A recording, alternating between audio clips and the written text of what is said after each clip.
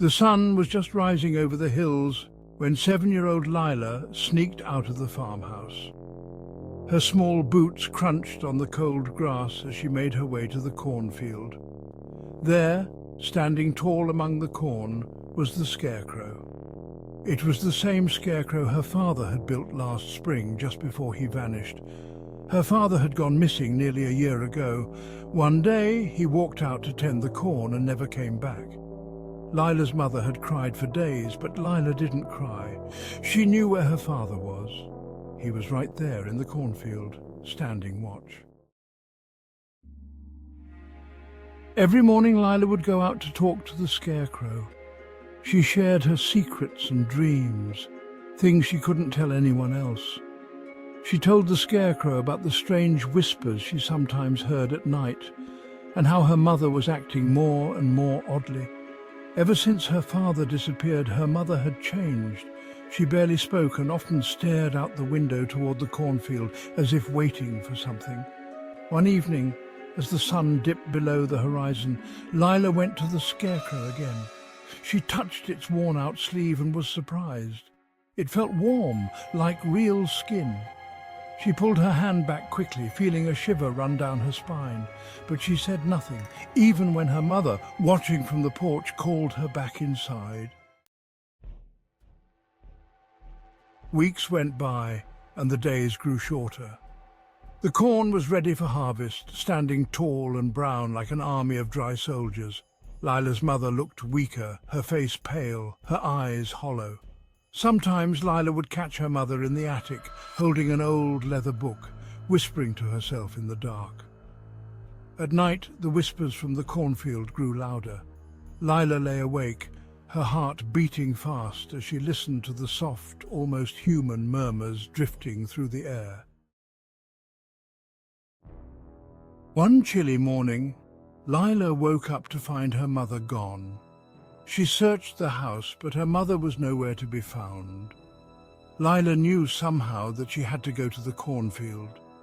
She wrapped herself in a warm shawl and walked outside, her breath fogging in the cold air. There, at the base of the scarecrow, her mother was kneeling, digging in the dirt. Her hands were stained with mud, and her face was twisted with a wild look that Lila had never seen before. "Mama, what are you doing?" Lila's voice shook. Her mother didn't reply. Instead, she pulled something out of the ground, a bundle wrapped in dirty cloth. Lila's heart raced as her mother slowly unwrapped it, revealing a dried-up, decayed face beneath the fabric. It was her father. Lila's mouth went dry and she stumbled back, staring at the awful sight. Her mother looked up at her, eyes wide and crazy. "He's been here all along, Lila," her mother said, her voice shaking, "watching over us, keeping the corn safe." Lila froze. The world felt like it was spinning, and she tripped, falling against the scarecrow's wooden post. Above her, the scarecrow's arms moved, though there was no breeze. Its sewn-shut mouth seemed to twitch, and the whispers grew louder, clearer. "Stay with me." The voice was cold and heavy, echoing in Lila's ears. She looked up at the scarecrow's face. It had her father's eyes, full of anger and something far worse. They were watching her, seeing through her, holding her in place. Months later, a traveller came by the abandoned farm. The house was empty and wild weeds had taken over the yard.